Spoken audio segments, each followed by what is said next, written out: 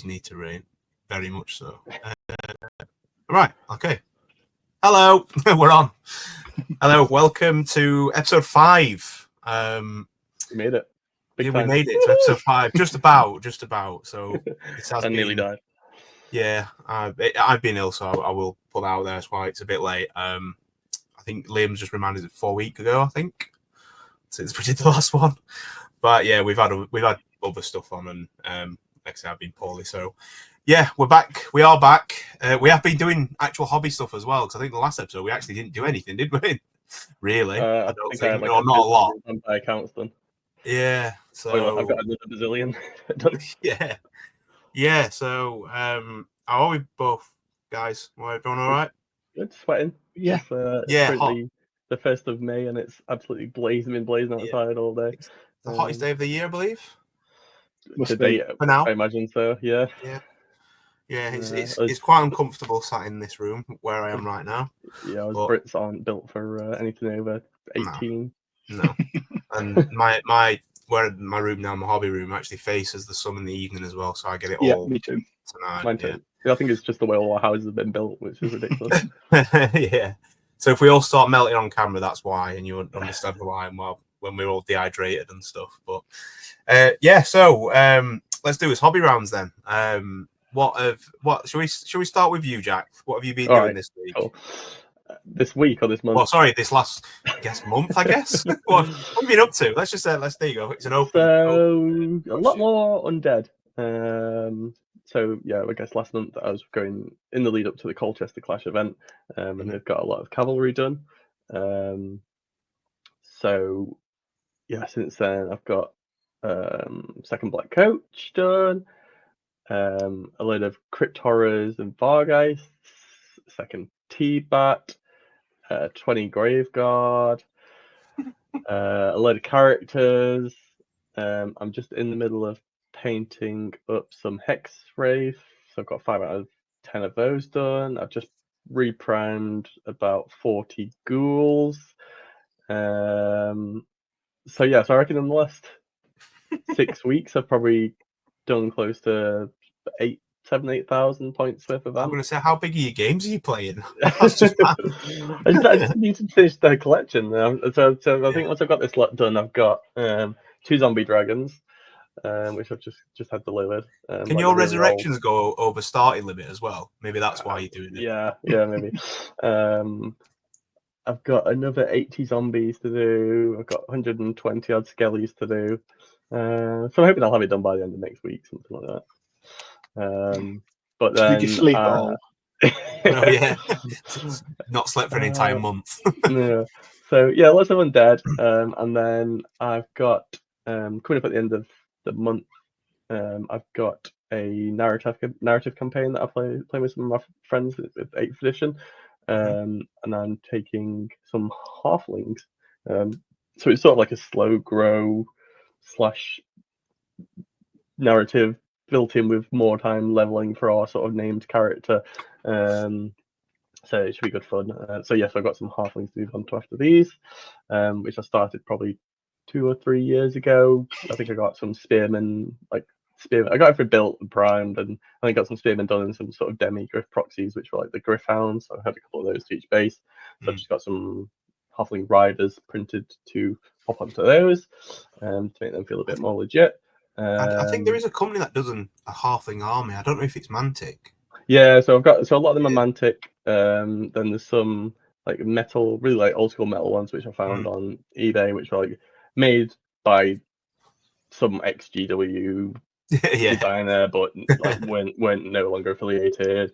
And then there's a mixture of some other like ones which are like some Bretonian style halflings. So it's a bit of a mix and match of a load of different creators. Is there because there's full tilt in there? I'm sure there's half tilt as well, which is basically it's the halfling version of that jousting thing, which is like a game in itself. I'm sure I've seen that somewhere. So that's the next job, halflings, and then I guess it'll be led by whatever. I'm sure I'll be bored of vampires by the time I finish painting them, so I won't play them anymore. So I'll move on to whatever's next. So obviously we've got a couple of journals coming up in the near future, so hopefully some some new stuff for those maybe. Nice. I'll try and I'm gonna wait until I've finished painting all the vampires and then get some really nice photos done in my photo box. Now You might be wild painting those, mate. Yeah, this time next month they'll be on the stream. I'll try and get some nice photos in the photo box and do some nice actual pictures rather than some work in progresses. Nice. Well, do you know what I might do actually, because we do quite a lot of hobbies. I might actually set up a Facebook account for us for the Rallying Kai podcast, so we can obviously share stuff and whatever else we're working on. Yeah, I mean, because not everyone listens to this, unfortunately. Everyone watches. Not everyone watches. Yeah. So it'd be nice to. Yeah, I'll sort that out actually this week. Yeah, because I think the quality of pictures can sometimes be a bit naff on here. By the time it's sort of same with the painting, I suppose, Jack. Oh, maybe is that the issue? If we go to decent sized pictures, everyone will be able to see how bad my painting is. Just use a potato, you'll be fine. Liam, what have you been up to? So I only had one event, unlike Jack who's done two. So I spent the best part of 3 weeks deciding what I was going to take to the event in terms of models in an army list. Played a couple of practice games, and then painted up the 2 models that needed to be done. And 1,000 points. Yeah, it was about 1,000 points for 2 models. Yeah, I'm gonna say If you just pull me display screen into the thing, please. We'll pull that up. There's your stage. Stage is yours. I have painted up a Chaos Dragon, which is an old Carmine Dragon I managed to lay my hands on, and spent quite a bit of time putting magnets into its wings and on its rider's seat so that I could transport it in my box. This box wasn't quite big enough without it, with it all being built. I love the popping bits off. I love the berserkers just on the hanging off the side of the box. They're plastic and light and magnetized. It's fine. It all fits in one box, which is the important thing for moving it around the country. Which is surprising for a Wolves of the Sea army, actually. But then, like you said, there is 1,000 points pretty much in that one model. Then again, like this box here, you can't really see it, has got the rest of the army in, and that's another like 2,000 points in a box that's half the size of that one. Yeah. Just in characters, apparently. Yes, there's just 3 dragons in there. Dragon, Manticore, Demon Prince, Sorcerer Lord. I can only ever take one of them in a game. Two of those you'll never take to a game. Yeah. I took the Demon Prince once to one event. I don't know. I've played with one Demon Prince once and he did alright. And I was playing. What was I playing? I was using my Tzeentch Demons and he went nuts. Just started slapping people. Don't believe you. I mean, I lost in the end. He died, but he still went and slapped at about 400 points worth of stuff. That was terrible every time I used him for 10 games straight. But yes, the highlighting on these scales was pretty outstanding, I must say, Liam. Thank you. Oh yeah. Hopefully, I've got some pictures later on from games, so we'll have to have a look then. Do you want me to drop that off? Yeah. Boo! What have you done then, Dan? Myself, apart from nearly dying, what have I done? Oh, actually, I have done something, and conveniently, it's on a tray. So, with Rob's announcement, so the TSN Arena with the 2,600 points lists, events. Events, yeah. I've decided to, even though I already own an Empire army, which is the non-state one, I decided I'm going to make another part of an Empire army. So I've actually gone for all the Mad Lads. I'll show you the tray because it's here. So I've been building this. So these are just Mad Lads for a like a Cult of Sigmar type army. So Witch Hunter / Priest of Sigmar. I think I've got Priest of Ulrich in the list as well. So just a bit of, we're crazy. We don't use magic. We're just going to hit you with flails and then die horribly. But let's do it. Let's do it. We're a bit of can't wait to see those wild screaming and some crossbows and So I've been building that. What else have I been doing hobby wise? Sorry, because I had obviously the week off work with being in bed. So I guess that's hobby, being in bed for a week. I have just started doing some commission work this week. I've just been gap filling a mealworm, which is probably the worst model I've ever built in my life because it's just pure forge roll resin, and it's horrendous. So I was showing before we come on recording. I was showing Jack. I was like, "This is. I might as well just sculpted it myself." We were comparing mealworms. We had our mealworms out. We were so mealworms for days. Yeah. And then really, I played a game yesterday. So I felt well enough. I needed to get out of the house because I've been, like I said, staring at the same four walls for God knows how long. I managed to get down to the room. Yeah, I know, but he couldn't leave. Genuinely, like the first 2 days of me being ill, I couldn't move. I felt like if I moved, I'd just combust. So I didn't. So I went down to the Orwell Club I run on a Wednesday. The Warlock stuff. Went down there, had a league game, played some Wood Elves. So I took in the league I'm playing High Elves, and I just wanted to try the ring spam.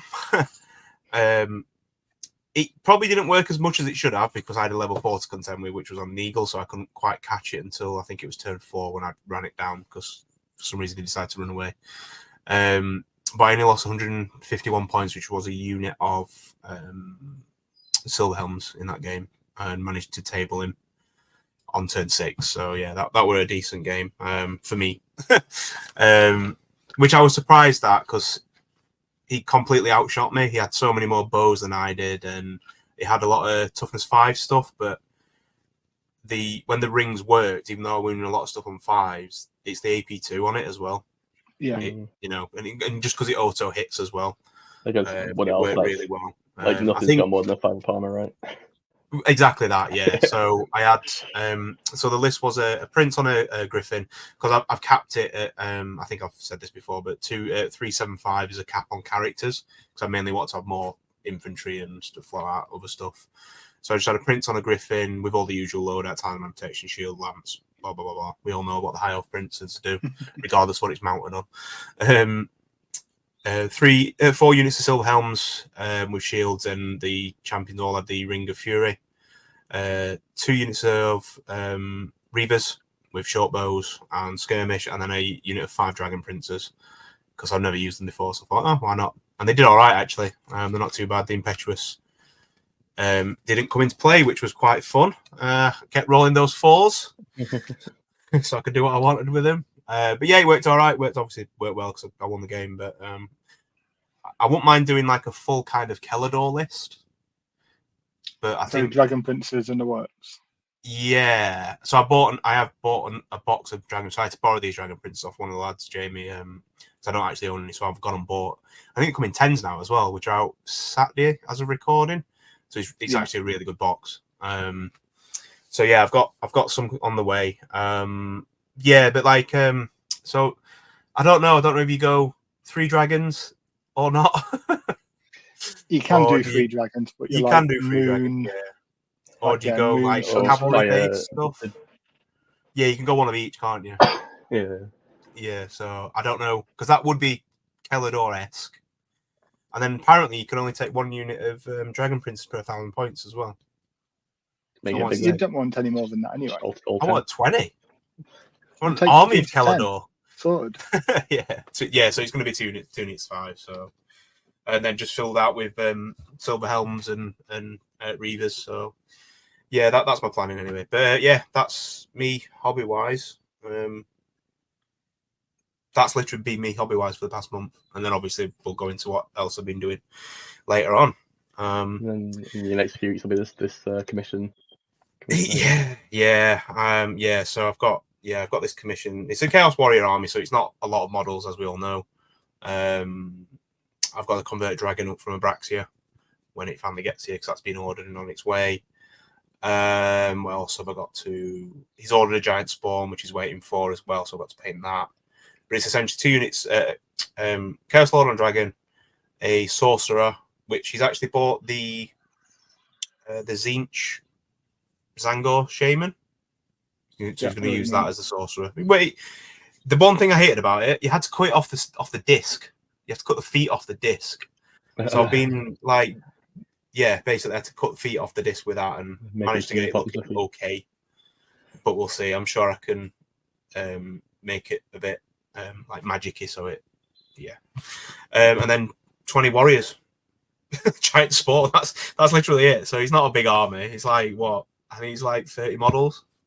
And this is 1,750 points. Models, 2K. So, well, it's actually 1,750 because he wants it for the teams event, which you guys are coming to. Plug. So yeah, you'll be playing against it. I would assume one of you will be anyway. Maybe. So Liam likes playing the dragons. Yeah. Well, it depends where you want to put yourself, doesn't it? Though, because it's all that, like you said, cloak and dagger in it. Who knows? Who knows where everyone's going to go? Yeah. Right then, should we go into that's the hobby done? So, what we've been doing. Shall I go first? Because mine was technically chronologically my event was first. No, my first one might have been. Can't remember now. I think it probably was just. Yeah, that's right. You can go first. Okay, I'll go first. Right. Okay. So, I'm just going to pull up. 1 second. Computers do not like me at the minute. So I'm just going to stop sharing that one, and I'm going to share another one because I've got pictures of. I'm just going to scroll through some pictures of the event. So that should. Is that on there now? Yeah. Hey, there we are. It's just on the Facebook, so I didn't have time to save anything. So yeah, this is our setup. It's obviously a Patriot. We're getting to the point now where, because I've actually bought some more hills as well. We're getting to the point now where nearly all of the tables are now going to be set up like the GW ones. So if you've ever been to Warhammer World, the two hills, the trees, and the trees are going to be the hardest part because they're not out yet. So hopefully when the wood elves come, that they'll bring out the old Citadel woods, but we'll see. And 2 buildings, 2 trees and 2 hills. So yeah, that's what we've got on this one. And this probably was the first time we've actually fully done that as well, in terms of we've got everything almost GW, so everything was kind of mirrored. So there was only 16 at this one, because like an idiot, I put it on when it was. Well, I didn't technically. It's Sheffield's fault because they have an earlier half term for schools, so a lot of people had childcare, obviously, and stuff. I know it being a weekend, but the people go away and stuff. So yeah, definitely. Yeah, so we had we only had 16 for this one. It was fine and really enjoyed it. We had about 4 or 5 new people as well, which was nice. Good to meet the newer people, and they come up and enjoyed the venue as well. So that's that bit. Have I got any other? Oh, so these are just some bits. I think you might have liked this one, Liam. So this is actually a Chaos Lord and a Demonic Mount. Yeah, I like that conversion. This is Max, which is really, really nice. I wonder if I can do that. Let's zoom in. Let's zoom in. There you go. Really, really nice work there. He's at the teams as well. And then we've just got, these are all the best painted ones. So it was actually our first fully painted event as well. So I was really, really happy with what turned up. We've got some really nice. So this Empire was here. Yeah, I had a friendly game against some Slayers just before the Colchester event, and charged in with everything and just bang stuff. Like horrific. It's like I've killed 10. Oh yeah, they've done 10 wins back. Oh my god. Oh, you actually got the death blows, haven't they? Yeah. Yeah. Jesus Christ. So that's Martin's. There's just some really, really nice armies on here. I wish people had squashed them all up a bit more though, because spreading them out. Yeah, this army's stunning. I mean, not all of it's GW. Some of it is the Highland miniatures, but that doesn't matter. I don't know why these are all squashed up, separated, but yeah. So he's kind of copied your thing here as well, Liam. Matt has with the Manticore. Yeah, to be fair, he'd done it first. I'd planned to. Oh, okay, fair enough. He had it at the event we were up at a few months ago. It wasn't finished at that point, I don't think, but he had it ready. Fair enough. At least you're honest. Yeah. Yeah, it's a really nice army. It's done really nice stuff with lovely chap as well. Giant spawns look terrifying. Yeah, so like one's like a mammoth, Then the other one's like spider legs sticking out of it. Yeah, the other one's I think it's like a big, massive kind of elk thing. Yeah, it looks In it fact, from the it horn. looks like is it a praeton but without the wings? No, Looks a they're bit too tiny big. So compared. maybe the old. No, I mean, but that's incarnate the beast. aesthetic it looks like. Yeah. Like the old incarnated beast model, maybe. Maybe they work No. anyway. Yeah. Yeah, They definitely definitely work.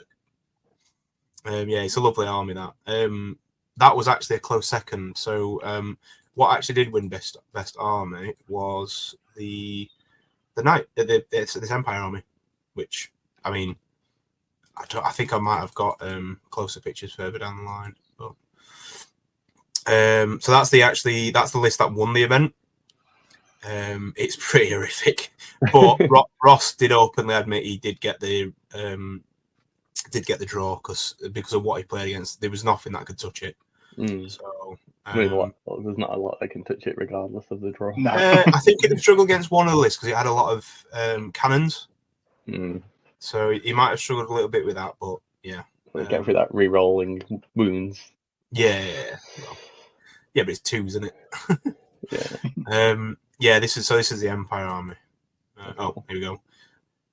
This is a lovely army as well because it's all pretty much classic elf models, apart from the sword masters, I believe, and the bolt throwers. And is actually so weighty, that dragon. It is untrue.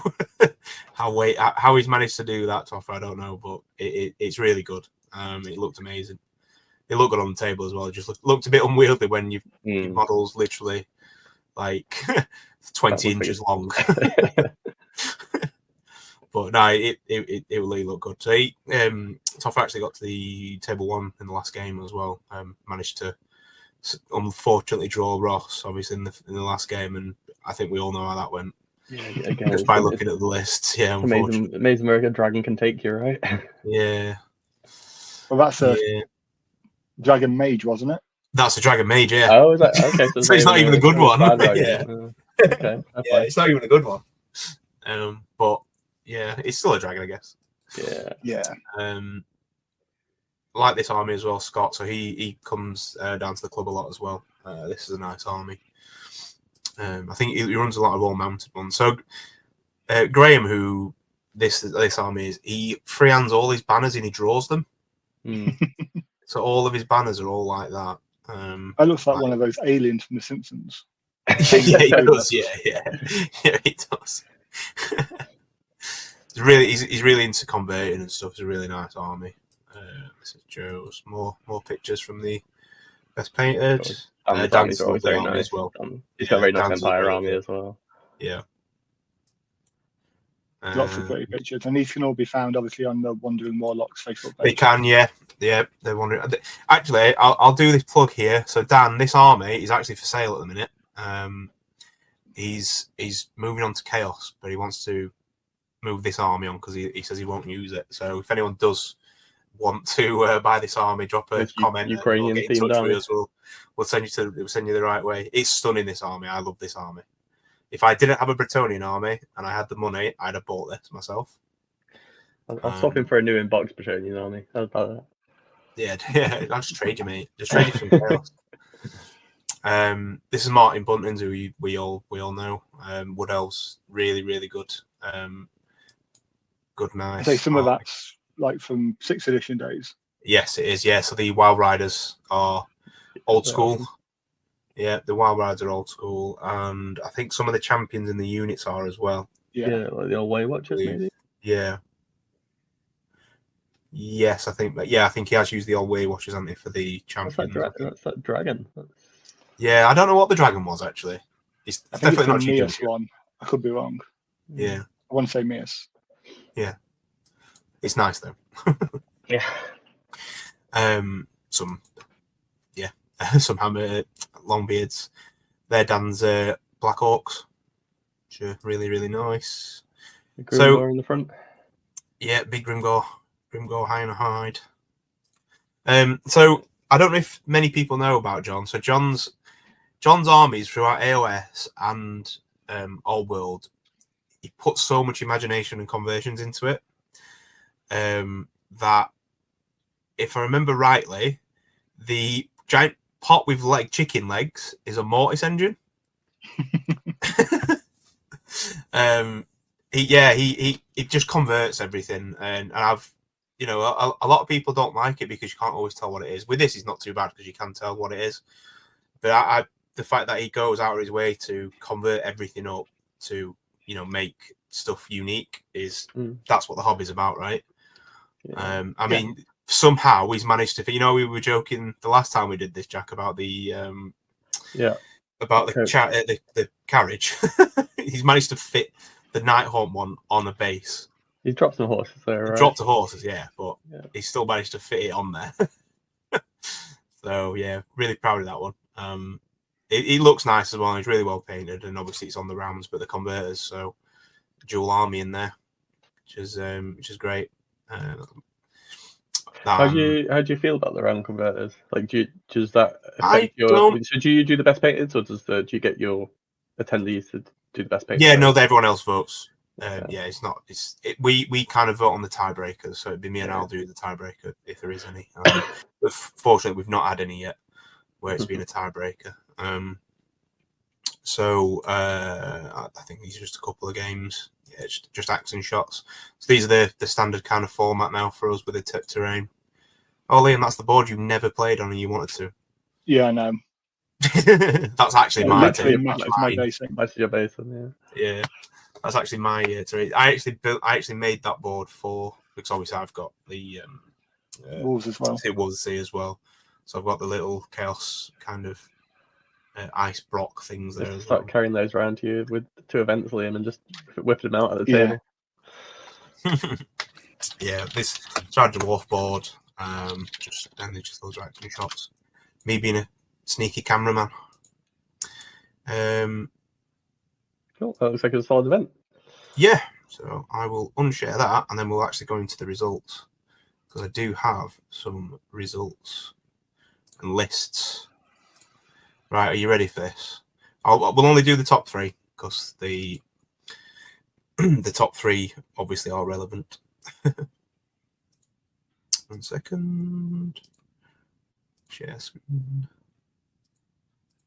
One day I'll get fast at this. So this was a 2,000 point event, right? This was a 2,000 point event, yeah. So this was actually using the Throne of Skulls comp as well. So it was only level. You can only have 1 level 4 and 1 level 3, and then as many level 1s and 2s, if I believe rightly, Liam. Yep, correct. I think that was it, weren't it? That was only really. And no more than 500 points. 500 points, that's it, yeah, in a single character. So there were no Uber Smash Dragons, but yeah, then they obviously got replaced by Tomb King Dragons. So Matt's list. Bring this one up. So this is his Wolves of the Sea list. I'm assuming we can all see this, yeah? No. No? We can see the pop out that says view list, but that's why. On the wrong screen probably. Yeah, it's because it's opened up another thing. Yeah, that's why. Right, 1 second. Sure. You can just switch to open in new tab rather than open in new window, and it will do it. Whee. You got your t-shirt on for that, Liam? Yep. Is that working now? Yes, yeah, it is. Right. So, Chaos Lord, as we saw with the Manticore. I don't know why he took 3 Favour of the Gods. Why not? You need it because you can. You get a roll after you win a challenge with Wolves of the Sea. Oh yeah, so there's extra chances to get stupid, right? Yeah. Okay. So full plate armor shield, Mark and Nurgle. So it's pretty much the dragon build, but a Manticore instead of the dragon. Yeah. Yeah, because quite literally can't fit the dragon in. Yeah. So not really. Even at that, 462 points is a lot for that. It is. I think. Well, the Ogre Blade starts you in lifting when you've not got a dragon, so yeah, I guess yeah. Exalted Champion, Flail, Heavy Armor Shield, just on Demonic Mount, which is what we saw earlier. 1 Favour of the Gods. I quite like that little build actually for 180 points. Packs a punch. Yeah, because he throws out 4 attacks, I think it is. The Exalted Yeah, Champion. 4 strength 6 or strength 7. I Strength can't if it's 6 5 or 7, yeah. But Yeah. obviously then if he gets Favour of the Gods, Gaze of the Gods as well. Is it +1 wound for Demonic Mount? Yeah. I believe, right? Yeah, so he starts on 4 wounds. Mark of Corn does see it going everywhere though. Yeah, It does, yeah. Well, I was thinking it runs around. If it's on its own, it's got 360, right? Yeah. So it's that corn will be dragging it all over the place. Yeah. I mean, maybe that's what it is. It's just a missile. And you march it up turn 1, then See what it whatever kills. comes near, I'll hit. I guess. Yeah, I guess it's quite easy. You screen it with Marauder Horseman or Warhound. Yeah, I mean, for 180 points, I think it can kill some units on its own. Yeah, definitely. Especially when it flails 5 points. Yeah. If that, 4 points. If that, yeah. So I like that. I like that build. Then into core. I think this is where you usually find out pretty much all of the units in Wolves of the Sea, right? In core. That's where everything is. Depends how everything's core, you go in. apart from their skulls, yeah. There's the Skimmels. It tends to be minimum core with a mixture of Warhounds, Berserkers, and Marauder Horsemen of some kind. Yeah, so he's got 502 core, so it's minimum core. It's interesting that he went with the. It's over minimum, isn't it? 4 units of Marauder Horsemen with Corn, flail shields. I'm surprised he went with those rather than the Herscals. Ever core versus special. I suppose, yeah. Oh, yeah, because then he's got all the Skinwall Santi as well. Yeah, so there's 4 units of those, 2 units of dogs, which is basically, bang on 502 points, yeah. Fair play. Yeah, don't mind that. 2 units of 4 Skinwalls, with 1 Jarl in, and then a unit of 3 with a Jarl. Fair enough, yeah. I don't rate them, me, personally. Mine never do well, maybe that's what it is, yeah. I think Jarls, in a lot of these units, you don't want champions. Correct. Yeah, so you get challenged out. Get challenged out, and then I suppose an issue. But at the same time, do they get the marks? Do they get the gifts of the gods if they win challenges? No, they don't. No. But it depends on so you need some champions in the army to accept challenges on behalf of the challenges for the Manticore or the Demonic Mount. And they're just as quick as the Marauder Horsemen as well, aren't they? So 7 to 8, but yeah. Yeah, I mean, but they're not going to charge off at the first thing they see, right? I guess the Demonic Mount could run along as part of one of these units. He can join it if they go open order. Open order, yeah. And I also TO'd it and said the Skinwolf effects do not affect the characters because that's just stupid, and it's probably the right way. And to sponsor chaos, I saw some wacky random movement going on at the weekend, and it's something I really need to read up on the rules on because I couldn't quite believe what some people were doing. So that's just the generic loadout for the gigantic spawn, though, isn't it? Yeah, it is. Yeah, cool. Liam, as a fellow Wolves of the Sea player, how do you find that list? It's solid. It's got what you'd expect. It's very similar to what I'll be taking to your 1750 event. Every Wolves of the Sea list that was there at the weekend with me and Jack had 2 units of 4 Skin Wolves and 2 giant Chaos Spawns of Nurgle as a special in there, minimum core, and a load of characters. And a dragon. It's interesting to see that the Wolves of the Sea now seem to be the favoured warriors. Because it's the best choice, but they also just seem to be running. It's just a dragon with better accompaniments than the standard warriors list, right? Because until infantry gets some sort of, or blocks of infantry get some sort of help, then I think this looks these sort of you effectively MSU. You trade the level 4 for going first in 90% of your games. Yeah.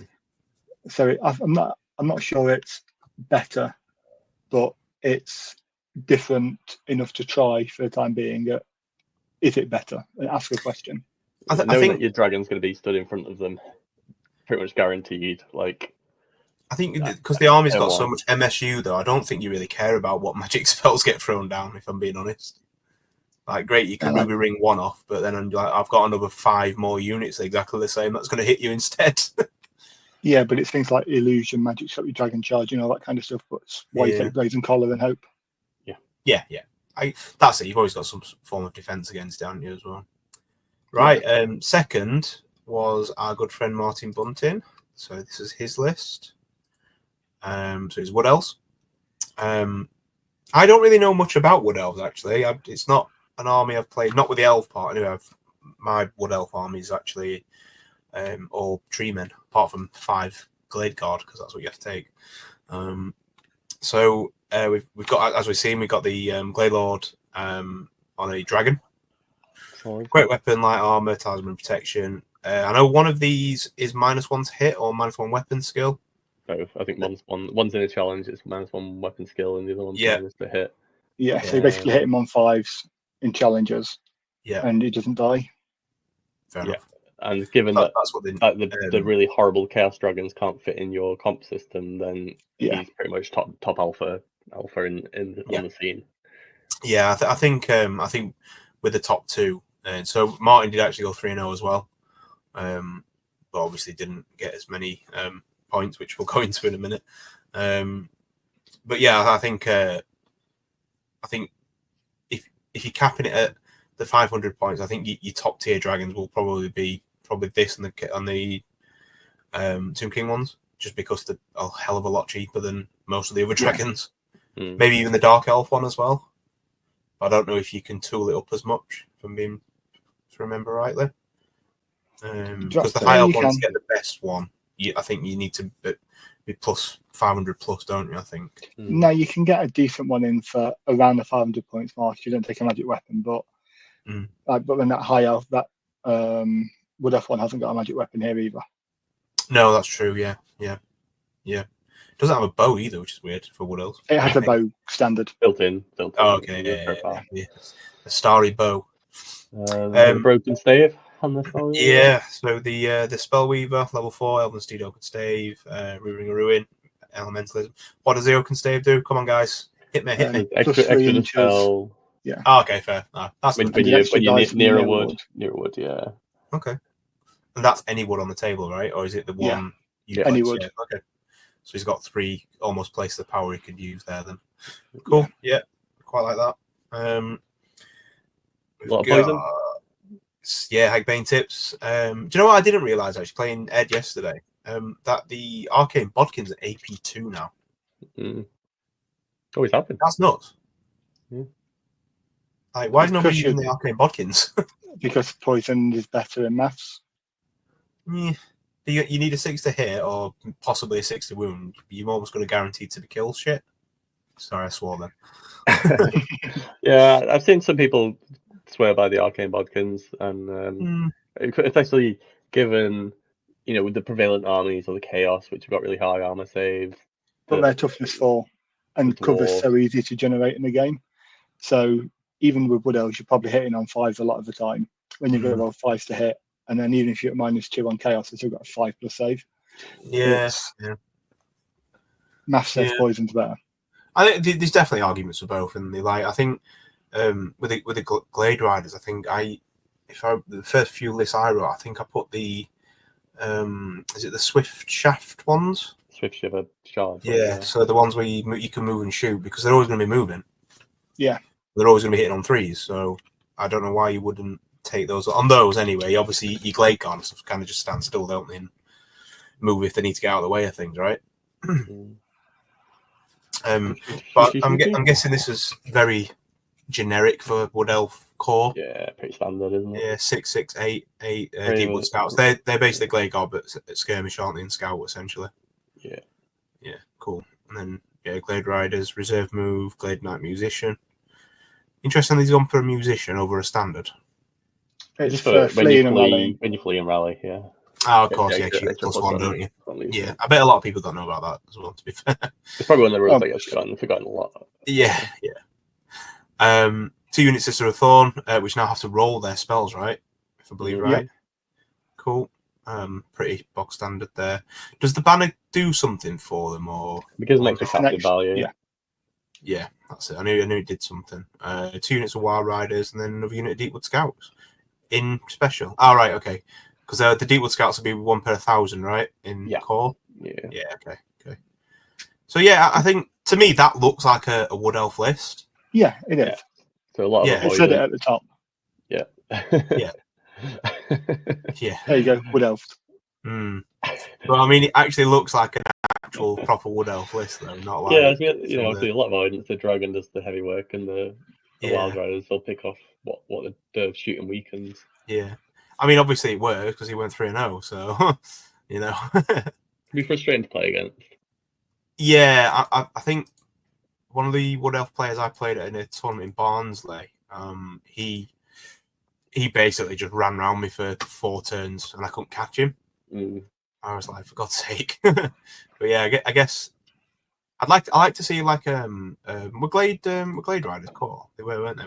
A full like cavalry list could be interesting. That would be horrific to play against. You'd never catch them. So maybe that's where I'm thinking I'm going. Full cavalry list. Well. And first place? And first place, yes, which was Ross. So he was the Tomb King This player. is the list that me and Liam saw before the event and went, Yeah, I know. I remember you both say like, I thought you said these were all nice people. I mean, Ross is very lovely, actually. He's very, very nice. But yes, this was playing within the rules. Do you know what? It made it even better because he's named everybody as well. Oh, that is fluff.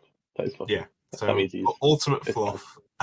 Ultimate fluff with a bonkers list. That So I'll just quickly flip over to show you how many points he actually got.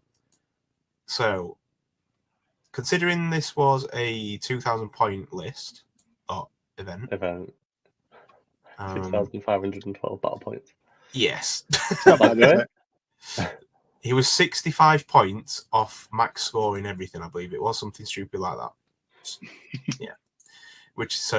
He did well. And Martin obviously went 3-0, but didn't do quite as well.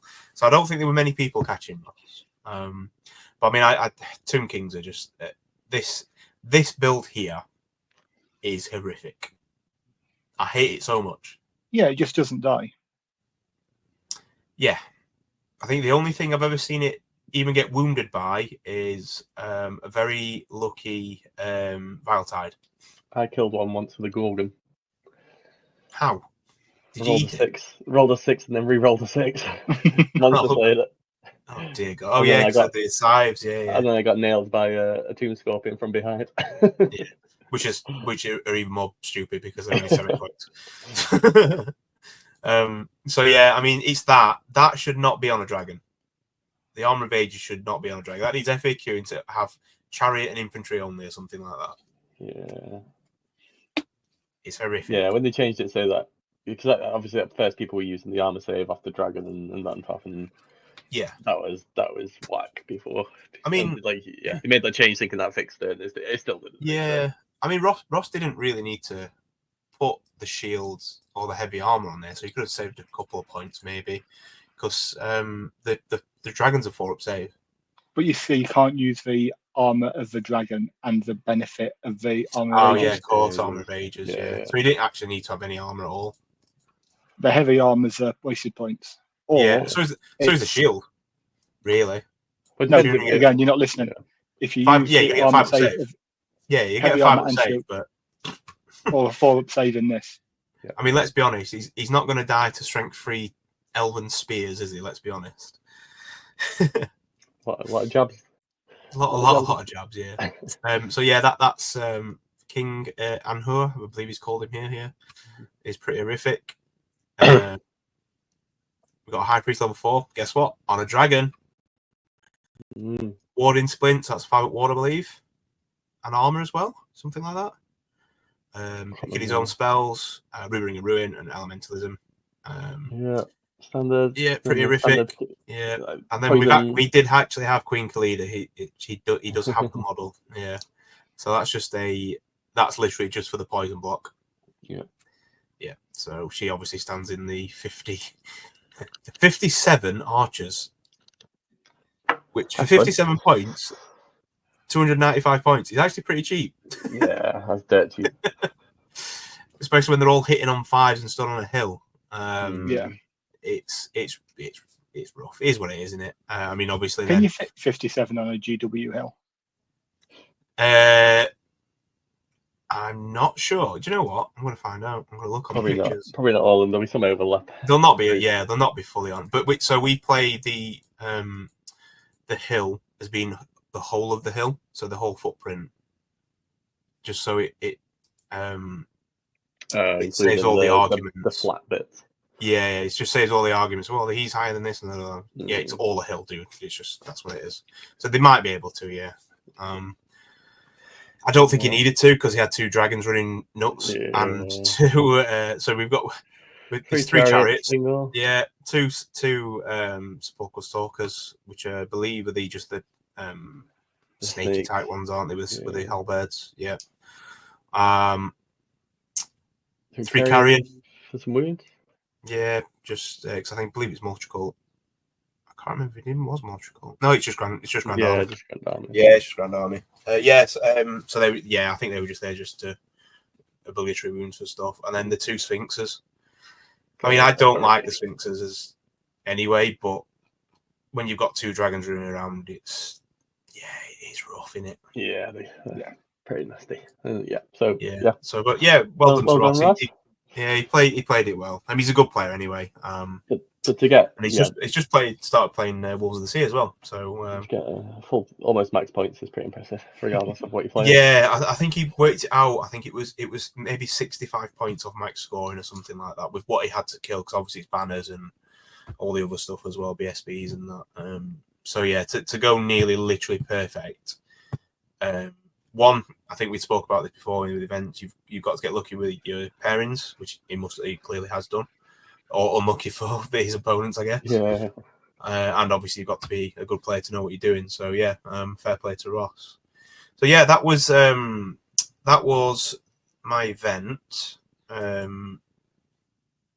which was 2K. We've got let's do a shameless plug now. Then we've got a teams one, haven't we? Current, which is nearly sold out. We're after one more team. But it's three players. 1750. You guys are one team with is it Scott? Is it who's coming? Was it? Sorry, my friend Rob. Rob, that's it. Yeah, cool. Yeah, and then but we're doing it a bit weird. I'm not going to take any credit for this because this is Liam's idea. The way the pairings are done is you actually rank. You don't rank yourself. You put yourself in a slot of 1, 2, or 3. Yeah, and then that's who you play. So in the corresponding matchups. So yeah, I'm going to be interested to see how this goes, because I think, I mean, we'll obviously go into your team's event as well, but I believe you, Jack, were basically the defensive player, which is what I don't like, because then you're just tailored just to basically not win any games. Yeah, you're tailored to make sure no one has fun. Exactly, yeah, which I don't like personally. So I am really happy that Liam did say this. Put that forward, and I think it's good. It adds the random element to it, doesn't it, as well? Yeah, I think it gives to a more offensive style tournament potentially. Yeah, because you've got to win your games. Everyone just goes all out. Yeah. And the way I obviously do the scoring is, so we just do the rule book, and then the VPs are basically the tiebreakers, and then it'll go down to all the schedule and all that kind of stuff. But there's not be very many games that I've got the exact same VPs. So it forces you to play for every point, because of where you might finish with, you might lose by the 100 points every game, but it's still 3 losses, but you're going to be the top of the losses. Especially it works to play for every point, especially on a 3-game. One day event. You have to go for maximum points. It'll be interesting to see how it does in the weekend event, which is in July, but we'll come to that bridge. Right, who wants to go next? Liam, Jack? I mean, you're both at the same event, so do Jack's. Yeah, well, I'll do a quick recap of my Colchester Clash one. So that was probably nearly a month ago now. So that was down in Colchester. Spoiler. It's hosted by Scott McHugh. So it was a 2,000 point GT. No major sort of comp restrictions. So I took down the Vampire. Yes. Jack, did you take any pictures? Yeah. Did you actually? Maybe. We'll it's just me and Liam always kind of come prepared, and you're just like, I went to a tournament. Cool. I got slated for my last tournament review by Scott. He said it was like, oh, Yeah. it nearly put me to sleep on my drive back. So just thought I'd do it short and sweet. Go for it. So I took my vampires, which you saw all the pictures of last time, as I was picking them up. So I managed to go 4-1, which was good. Until I remembered halfway through that it was 20-0 scoring, and my wins were all sort of 11-9, 12-8, and I ended up finishing 23rd. I hate it. I hate which, the 20-0 thing with passion. I hate which it. always feels a bit rough when you go 4-1.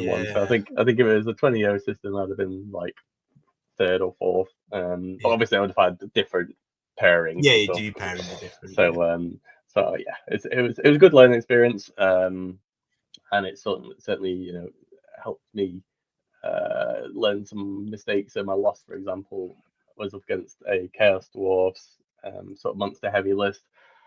It was my second game with vampires. I hadn't quite realized yet that you couldn't invocate if your caster was in combat. So I had all my casters in my Black Knight bus, got charged by these 2 monsters who just kept grinding through me, and I was like, I'll just invocate, and I was like, oh no, wait, I can't bring anything back. So they just chewed through me over like 4 turns, and I was like, oh, okay, cool. Well, that's my army dead. So that was a good learning experience for the rest of the event. I had some. You can do it on units in combat though, right? Yeah. So we've had for the rest of the game. Yeah. My sorcerer lord my necromancer just sat behind the unit and just followed them around. Yeah. So I had a good game 1. I was up against Warriors of Chaos, and I had fun basically throwing a black coach into his Chaos Lord who hadn't taken a magic weapon on his dragon. So he was limited to his source of weapon, but only strength 5. So he's having to roll 5s to wound the black coach. And I'd parked up the corpse cart right behind it, so it couldn't give ground. So I'd lose combat every turn. He'd get like 1 wound through maybe. I couldn't give ground, so he was locked in combat. I wouldn't crumble anything because of the corpse cart behind it, and the BSB just around the corner, and I just res the wound back. And so I held his Chaos Lord in combat the whole game, while I just wiped out the rest of his army pretty much. So that was good fun. Played in some Empire, some Bretonians. So yeah, suddenly having movement 2 bats and non-flying black coaches was fun when he blew the horn. But thankfully, I'd come prepared and lined my black knights directly across from his Grail Knights, who the champion had the horn, and just sort of got that pretty much turn 2 charge and wiped that out. So that didn't last for too long. So yeah, it was a good event. It was in like a hotel, so it was just a one-stop weekend of not having to move. Basically, we just played, went, got food, played, went, got food, slept, played, went, got food. So it was really good. Yeah, really well hosted, and yeah, it's good solid weekend. So yeah, 4-1, but 23rd. So, but it put me in good stead for a lot of other events. I win, lost, draw, so it put me in a good mind frame, thinking going to other events, I'm quite happy with how that performed, and it seems pretty solid. It just changes the style of list, doesn't it? Exactly. What's good and what isn't. Yeah. So it favors those aggressive big Tomb King lists and peg knights and stuff like that, which can go out there and get those 20-0s. But some armies like the vampires, the wood elves, there's a lot of armies that eke out the Skaven, the ogres. They can only eke out those 11-9s, 12-8s, and you've got to take them. So it get harsh on those armies, but good for others. And then fast forward 3 or 4 weeks, me and Liam were at the TSN Arena teams event this weekend. So again, that was 2,000 point GT over the weekend, teams of 4. I was in a team with Dowie After Dark Richie, Jack Allen, and Matt, who brought his high elves. And we had a good weekend. Richie was team leader, so he got pick of the battles, chose nice easy matches for him. I'm gonna say all his way. threw me and Matt under the bus pretty much every game. Matt had some very rough matchups. I got a lot of mirror matches. I think I played vampires 3 times. So I tweaked my list slightly, or pretty significantly, from Colchester Clash, because Richie wanted us to bring the pain. And I was sort of in as, that team defender, sort of looking for those 10-10s in the games that no one else wanted to play. So it was a pretty common theme across the vampire armies for the weekend. Pretty much every team had a vampire army, and it consisted of a block of about 30 graveguards with a BSB, a mortis engine, another level 4 or a vampire, some bats. Pretty much every little list had 2 terrorgeists, but I'd taken 2 black coaches because I'm fluffy, and yeah, it turns out when you play into other vampires, the leadership 5 black coaches aren't that good when you're getting screamed by 5-6 screams. So I had one game where I charged 2 black coaches into a terrorgeist, and I was like, oh yeah, 2d6 plus 2 strength 5 impact hits, I'll run through this, get into the back lines, get the necromancer, and I got it down to 1 wound, and then it screamed and stomped me and killed two black coaches the turn after. I was like, oh no. So that was against close order Ed. So I was immediately down almost 500 points, pretty much turn 1 after that. So I spent the next few turns basically sacrificing my graveguard while trying to take out his vampire lord on zombie dragon. So I managed to get that in the end, which crumbled down and got us to a draw. I had another mirror match against Rebecca. You might have seen the picture of her skeletons online over the weekend, the block of 120 skellies.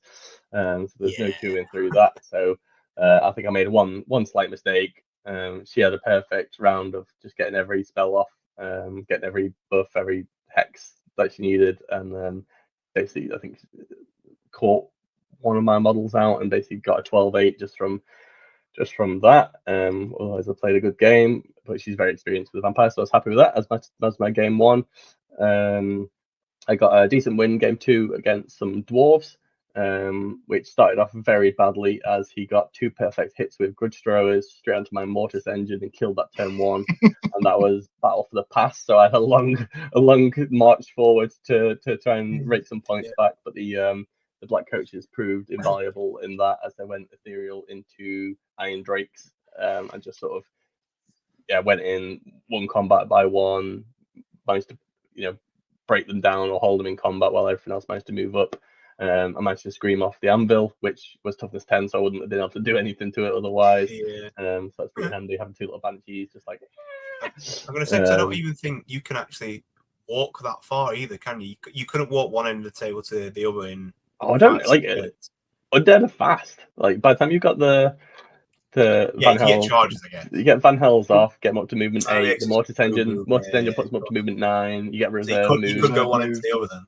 So they are pretty quick, and the black coach is to fly 20. The bats are pretty quick, so it wasn't actually. It took me like 2 turns to get up, and I'd sort of started front line anyway because I knew I was going to have to get into combat. Yeah, so I got in. The grave guard ripped apart his massive unit of Longbeards. I think he killed my unit of 30 grave guards. I think he probably killed 50 grave guards during the prolonged combat, and I think I ended up with 29 grave guards, which is pretty impressive. But yeah, I managed to basically get everything apart from his king and BSB, which were in that big unit. I killed the unit around them, and they just sort of stuck around. His BSB was down to 1 wound and had 4 5-up ward saves on the last rolls of the dice, basically, and made all of them. So that was a bit upsetting. I just want to get a bit further. But that was game 2, a decent win. Game 3 was against Ed. I spoke about it a bit earlier. Game 4, I had some Chaos Dwarves, which is a bit scary because they had two tanks which had the Hellbound upgrades. They were magical shooting, so my black coaches were a bit scared of those. And again, they were using the Renegade rules, so he had the Infernal Iron Sworn, big block of Infernal Iron Sworn as his core, basically. So it's the sort of elite infantry with a Infernal Castellan general, and level 4 just sort of flying behind with a flying carpet. Did you have the ones with the fire glaives or the? No, it was just axe and shield. just axe and shield, which I think was his sort of let down. So I managed to get a Death Streak, a rocket as well, but I pretty much I just risked it with one of my black coaches and basically got into that turn 2. Survived a bit of shooting from his Iron Demon. He sort of plunked them either side, so he could only really shoot with one at a target. He couldn't really focus fire. So I managed to chew through, get that artillery, and then sort of picked up a few easy points around, screamed off one of the Iron Demons, got one down to a couple of wounds, and basically just ignored the block in the middle. His dice were horrific, and he basically got nothing. He was just rolling like 2 hits on his Iron Demons and a misfire, so he was getting like 2 shots at -1 to hit. He had one good round of shooting where he got 18 hits. Unfortunately, it was wasted against a lone Banshee, so he absolutely smattered the Banshee, but that was the only points he got. So that was a rough game, but that was another 14-6. So at that point, I'm on a 12-8 loss, a 10-10 draw, and 2 14-6 wins. And then game 5, we came up against Liam's team, and I got put into their Vamp defender who'd played Vamps all day as well, and we basically just looked at each other and went, okay, well, look at the table, we'll probably look at a 10-10. So we just take a 10-10 and just play a fun game for the weekend. And so we just shook hands on a 10-10 and then literally just threw ourselves at each other in the middle of the board. And what was the result of that fun game? That was about a 10-10. So, but it was a 10-10 with like not much left on the board, as opposed to a 10-10 with everything left on the board. I managed to get his general, so he sort of got in, wiped out my grave guard, and then I managed to get his general because his general was on the mortis engine, so it was a bit of an easier target for me. So I managed to just focus fire, scream on that, get that down. Although we'd sort of alternated screaming for 3 turns and getting each of his like high priority targets down to a wound, and then we'd heal back up, and then alternate and scream back the other way and get the high priority target down to a wound. So it was quite funny. But it was a really good game. And yes, so that ended in a 10-10. It started in a 10-10. Well, it started as a 10-10 and it didn't change from a 10-10. But it was nice to finish on a game where we just had fun. Yeah, just throwing dice at the end of the day. Yeah. For that one. Otherwise, it would have just been a cagey game and we'd just sat in a corner each and we basically gone, okay, well, we've both been told to get 10-10, so we'll just not engage and rely on the rest of our team to do anything. Yeah. So that went well. And the rest of the team did their bits as we were sort of tunnel focused on each other.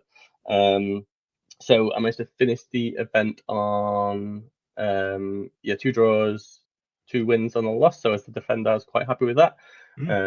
Sort of tasked with getting 10-10s every game, and I think I came out with 56 points, so a bit over what I was aiming for, and I think I ended up something like 9th out of the 24 people there. So I was because they did individual scores as well. We got individual scores as well. So I was quite happy coming out at that. I came out the same points as Richie, who was one of our sort of skew aggressor lists. So I was pretty happy with it. If you get above average as someone who's taking bad matchups, then that is a fantastic result for a weekend. With an army that I don't really know how to use. Like the change from going from like lowish leadership ogres who I always fail my break test on to being something that just doesn't even take them, doesn't like move, is quite interesting. Just like knowing that you can set, it's like just being able to set things up for future turns, knowing like they're not going anywhere, so I can fling this around the flank and hold them in place. So it's quite a different play style, but it's quite interesting. So but apparently not playing into vampires can be quite fun and can get some quite good results. So maybe at some point I'll play into something that I'm actually akin to getting a decent result against.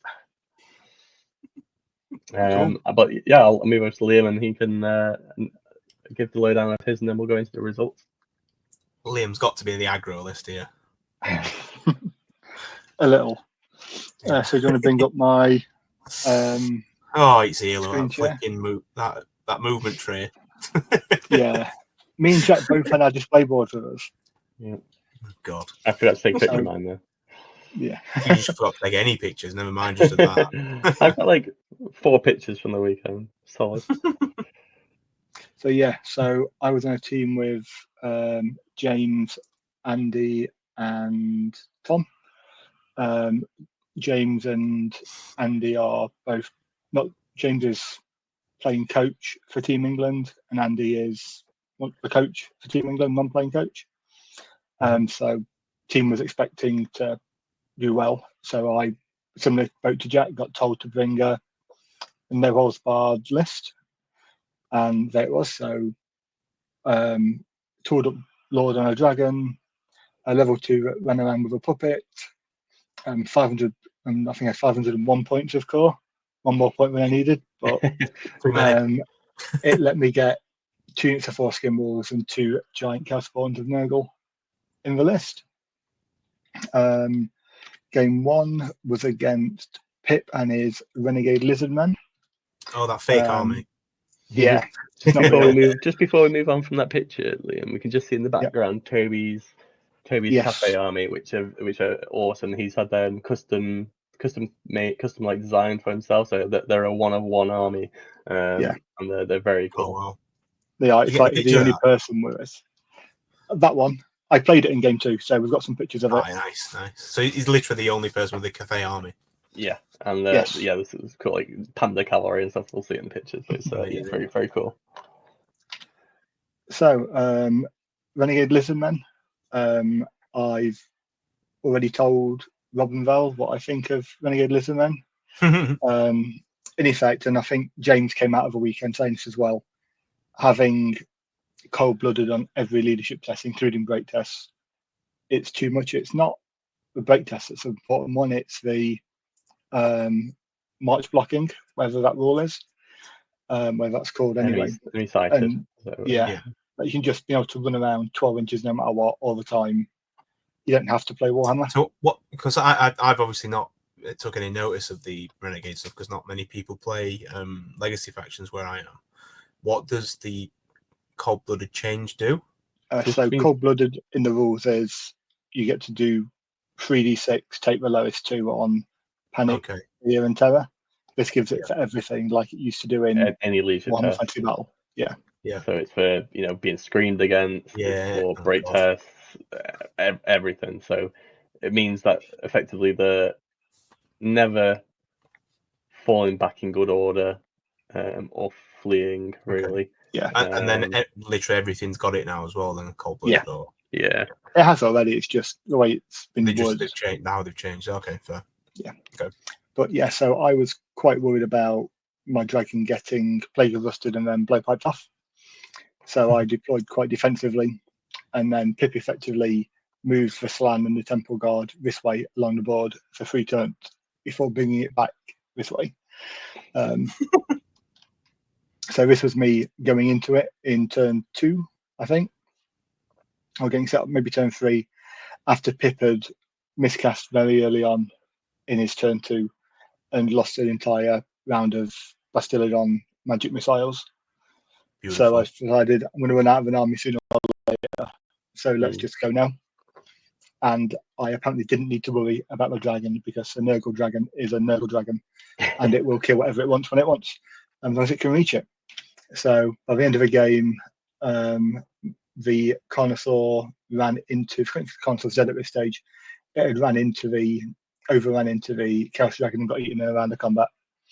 And my Jabberfly Chaos Spawn had managed to push the Temple Guard off the back of the board with the Slan in a single round of combat. Nice. Yeah. And still trying to avoid the dragon being able to charge in the last turn. Yeah, so it's either risk getting give grounded off the board or get chewed definitely by the dragon. But as you can see in that photo, I had not a lot left myself. But luckily I killed everything bar like 1 or 2 Bastillodons and a handful of Skinks. So got a 16-4 out of that one when it was all done and dusted. Big win. Yep, big win to start with. Jesus. Game 2 was against the Empire, the Cafe Empire. And this game was won before it started because I rolled Arcane Agency on my wizard. So I only had to take one round of shooting. Deployed a dragon safe on the off chance that I didn't win first turn. Pip refused the challenge and I got it anyway. I decided to save the champion for challenging out the dragon later in the game. But I moved forward and got Arcane Agency off, and then hid the dragon behind the hill, behind a wood from the 2 Hellblasters. So I got 3 cannons into him, took 4 wounds, and then I kind of started munching through the lines, and we ended up in this situation after about 3 turns, where that giant block you can see on the left-hand side started this combat with about 35 models in it, and ended it with 6. After dragons, skin wolves, there was a unit of Marauder Cav in each flank. One of them accepted the challenge, and the dragon. I'm got assuming to they're go just wild. state troops. Yeah, just veteran state troops with spears. Got a BSB in there on his Demogryph Panda. And you can see my lord at this stage had 4 stacks of strength and leadership. So it was strength 11 with Full on a fail. apotheosis. Yeah. This was only turn 4. This had just been rolling whatever he wanted and going for it. And I pushed those last few models off the board, and that was a 20-0 in the second game. And that's probably one of the, if you hadn't got Arcane Agency. Oh yeah, that's a different game. Just scary games, right? With that much sort of artillery pointing at you. Realistically, he deployed quite far up the board though, really, there, didn't he? So that's after my Vanguard first turn movement. No, but it's normal. It's Grand Army, not. Grand Army. The wolves at this point have moved 21 inches up from my deployment line with their Vanguard and their first turn march. So he's still quite far back from that stage as well. Yeah. I didn't get into them until. Did I charge in that turn? Maybe, I can't remember. I don't think I declared the charges because it was too far and it was too much of a gamble. Yeah. I just literally went and stood in front of the war machines in turn 2, so he had to shoot the warhounds, not the more expensive stuff. Yeah. But yes, so I'm well into game 3, and we played on about this much of the board. Yeah, it looks like you're just playing on a 4x4. Yeah, it wasn't even that. I honestly reckon we were playing on about 3 foot of board.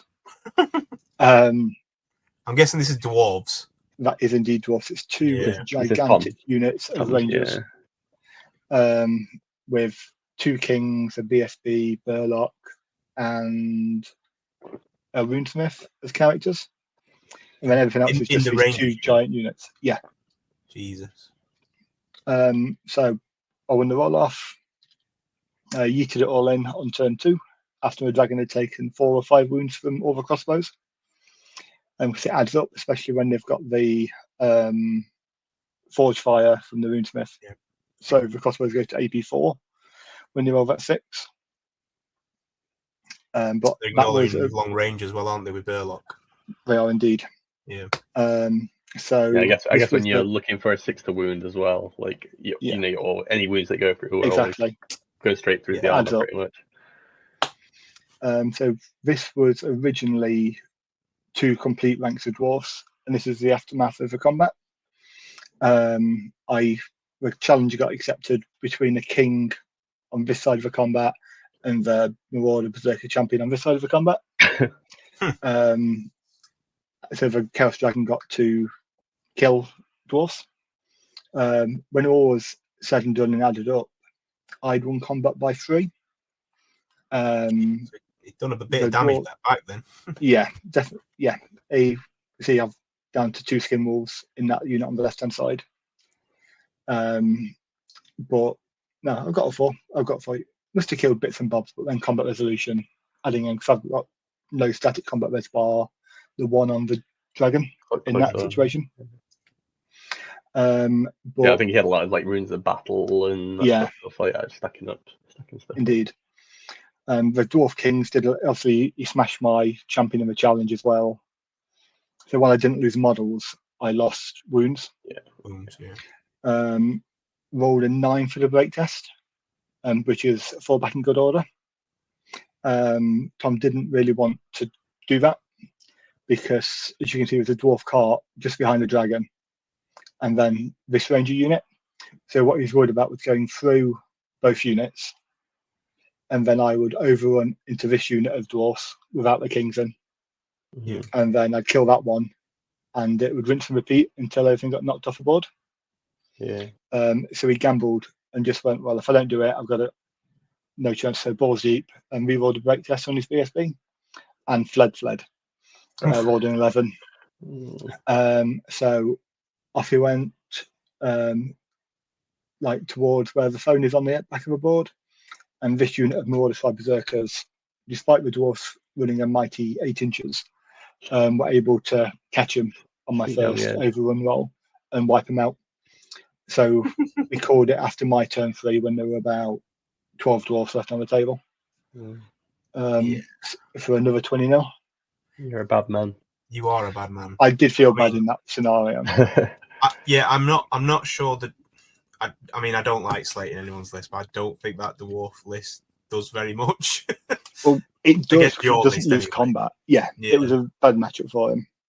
But if he gives ground on that combat, then actually I run out of unit champions. The dragon gets tied up into one of the kings, and as long as I don't hold, I mean, I'd put the dogs right at the back to stop the dragon giving ground if it did come to it. But I think he potentially blinds out everything else around it. Did he have the D6 damage rune on one of the kings as well? No. Okay. He decided against it, and I think that's made it so I could just go in without, like, it might take me a while to kill a king. Yeah, with, that D6 damage king that's immune to multi-wounds. It's just so horrible to deal with. Like, it is. I like the what's the rune where you can't take there's one where you can't take armor saves against the mad. Yeah, I think that's a really good rune because that then also gets around like your king on dragon, doesn't it? The Tomb King one. Yeah. You can't make an armor save, so you don't get the armor of ages. No, you do. It's reroll to wound. It's a different stage of. But you do. Stop lying. So day 1, you're on 56 out of 60 points. Yes, was indeed. Quite Evil. smashy. I think Jack from other Jack was on a similar total as well. He'd managed to table 3 opponents. Yeah, he's brought some horrible peg list. Yeah, we'll come on to that one shortly. Spoilers. We might see that later. So game 4, I was into Mikey from Hellstorm Wargaming. With no, that's not right. It's not called that, is it? What is it called? Help! I need to learn wargaming. So, double Tomb King on dragon, a big unit of spears, a small unit of chariots, some sepulchral stalkers which were in ambush, a couple of scorpions, and double necrosphinx. This looks very similar to the list we were reviewing earlier. Yes, just a big block of skeletons has spears instead of bows. Has a level 1 Hierophant hiding in there as well. I think I actually prefer Mikey's because he has the Tomb Scorpions. I like the Tomb Scorpions. Yeah, the Tomb Scorpions are really good. It's good, but so is 60 poison shots. Yeah, I think you just take the chariots out, stick them in here. Yeah. Extra skeletons and give them bows. Yeah.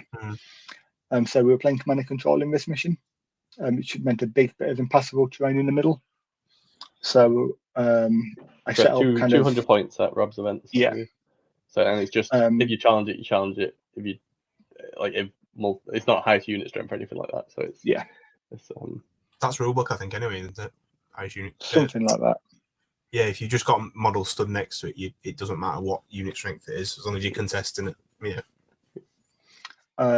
So I deployed the dragon and the spawns kind of behind the building, and Mikey split up a bit on turn 1 with his movement. So I shifted my entire army to the right hand side of the building, so I had to fight half of it early on. He managed to kill him blow. There he goes. Looks happy with himself.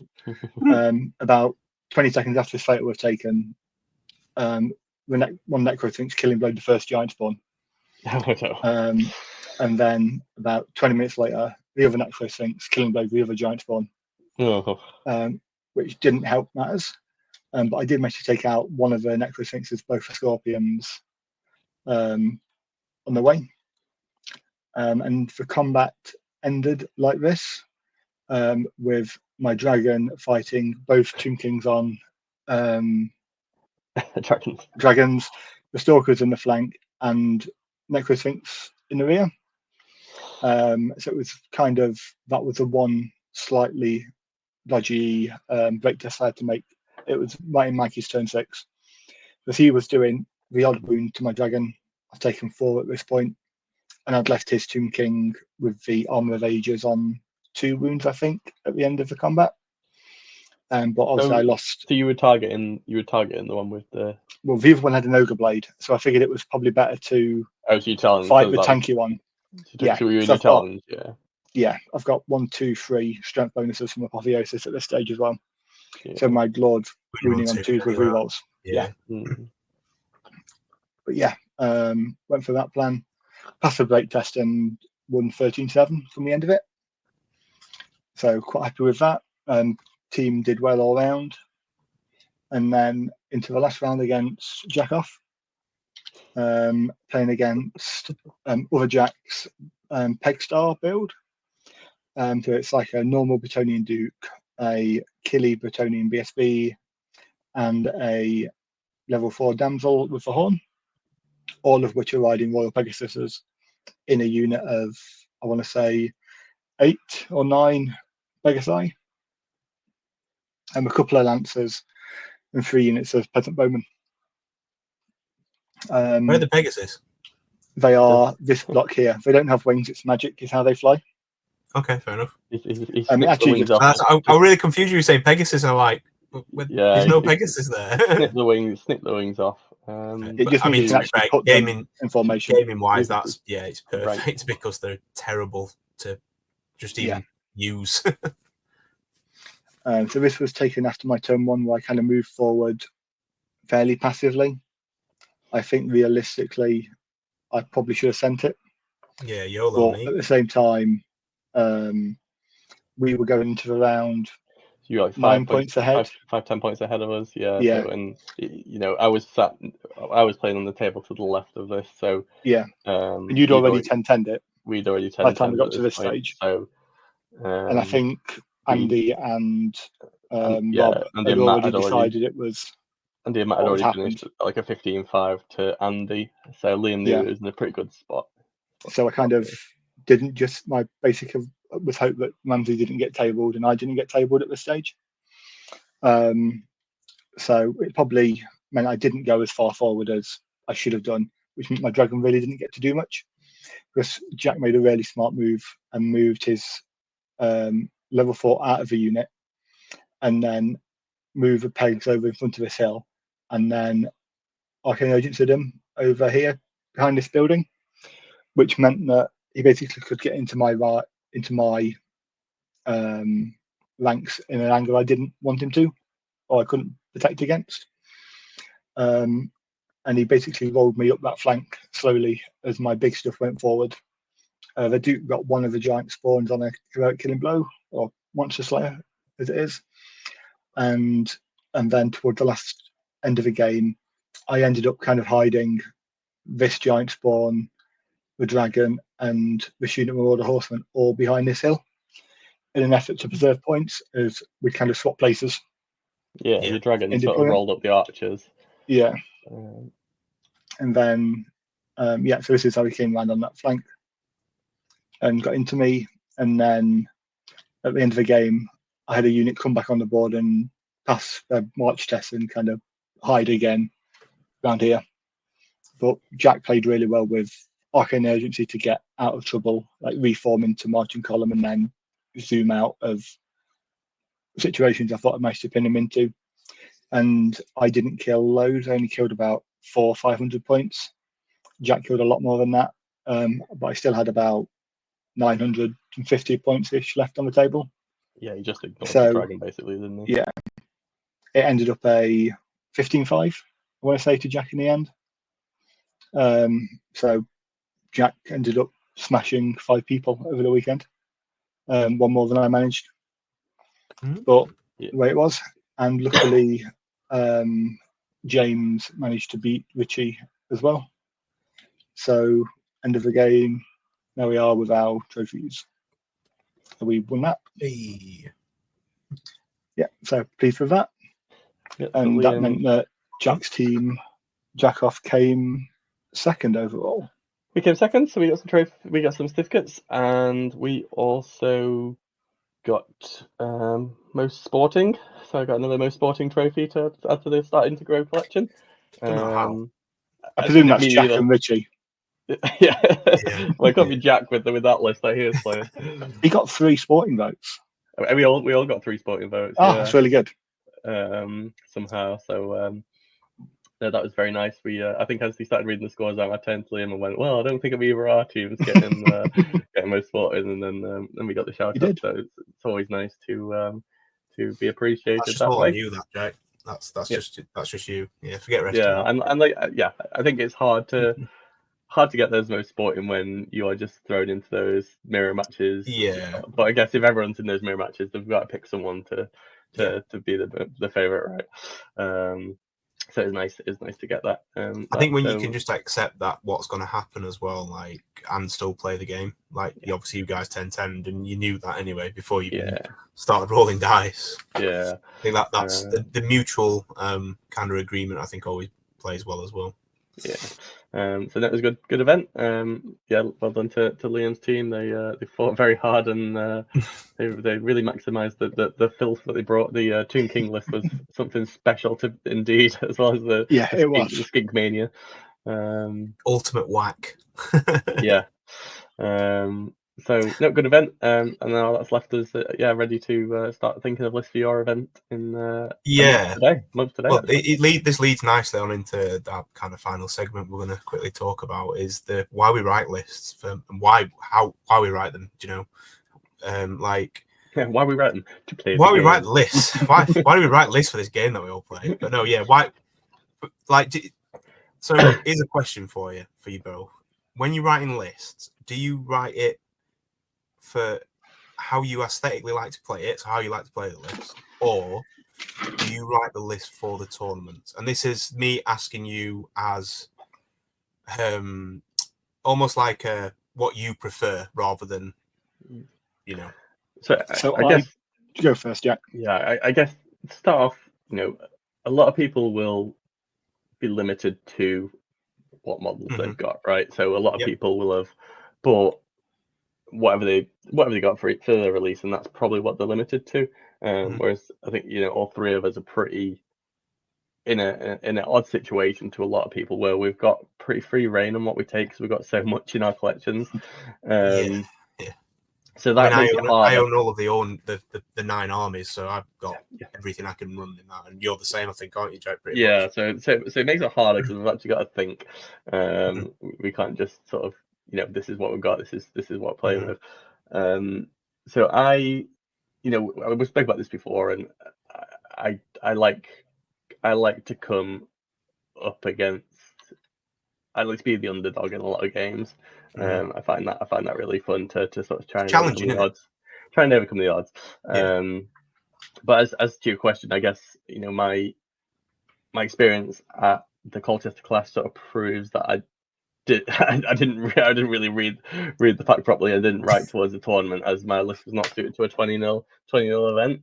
It was just sort of I'd pulled my vampires out of the garage and started they've been sat there for, so they've been sat, parts of them I've had since 25 years, so it was nice just to finally get some paint on them. So it's basically this is what I've got paint on, this is the mood I'm in at the moment, this is what I want to play, and I purposely don't like bringing the current meta fill, so I purposely was like, okay, I don't want any screams in my list, and I'll write my list backwards, so I'll take out the stuff that I don't want to see, and so that's the screams and the Graveguard block, that sort of stuff, and then I sort of see what's left that I can play with, and sort of try and come together some sort of list that I think will be playable, and have that doesn't, it's not a pushover, but it's different from the norm, and it's just something that other people might not have played before. So that's Yeah. the advantage I sort of try and get, is that it's not something that people are familiar with because they've not played it 50 times already. So there's not that I'm getting gotcha moments, but it's just, you know, people don't know, oh, this matchup is perfect into this matchup because I've played it 50 times before, whereas mine's like, oh, well, I think that's good into that, and then actually you realise you find out that it's not. Or I think I used to call that dark horse. Used to call that dark horse thing. And it's like, do you take that top tier stuff that people know what we're doing, or is taking something that's 10% worse actually going to give you a 10% more than a 10% boost in the game because people don't know what to do? It comes down to the player skill, then, doesn't it? Which, you know, you're a good player as well. So I think one thing from just what you've said there as well. I think in terms of playing the game as what it is as a game, like if you turn up with, let's say you turn up with the scream list, and your opponent knows what it does, instantly thinks, oh god, yeah, this is going to be terrible. Instantly, they've got an opinion on you. Do you know what I mean? Yeah. Whereas, like you say, when you're turning up with something that you don't think, I think that also helps. Like, I mean, you win enough of the best sports and stuff because, I mean, you're a nice lad anyway. But the way you play the game as well, I think, and like you say, with the way you build the lists, I think that always helps. I think that's just in general. I think as well in within the game. I think if you turn up to a table where it's like Liam says, it's the dark horse list, or it looks mint, I think the people you're playing against will probably have more of a better time, in my opinion, than they will. Great, I'm fighting Galratch, Chaos Lord of Dragon, and a flipping Warfire Dragon. You know what I mean? I guess I have the benefit of going to a lot of events, so like I don't feel like I have to go into an event and like, oh, this is my one event of the year, I really want to win it. This is you know the one weekend the dads get the weekend off, right? No shade at Liam's team. So like I feel like I can experiment a bit more and sort of try and be the front runner on some of these, you know, wackier lists, or, you know, pulling the ogres out from, you know, under everyone's carpet where they thought there's just nothing they can do, and pulling those forward. You know, I sort of took that Black Knight bus, which I've done a little bit, but still usually had Terrorgeist running behind it, all that sort of stuff. So it was nice just to, it's nice. I like just seeing something different on the table.